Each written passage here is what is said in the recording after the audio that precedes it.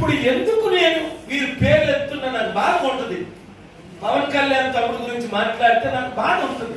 కానీ నేను చెప్పినవన్నీ నిజమైపోయాయి. నీకు ఏమి కర్మ?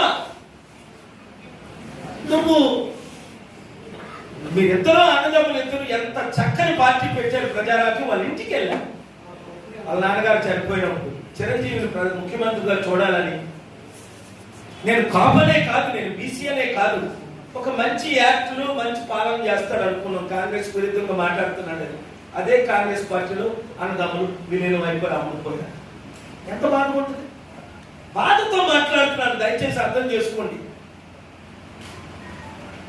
ఇప్పుడు మీరు మాట్లాడకండి పొత్తుల గురించి. కాపులారా నాకు మద్దతు ఇవ్వండి. నేను వెళ్ళి కాపులకు, బీసీలకు, దళితులకు అన్యాయం చేసిన చంద్రబాబు మోదీతో పొత్తులు పెట్టుకుంటున్నా.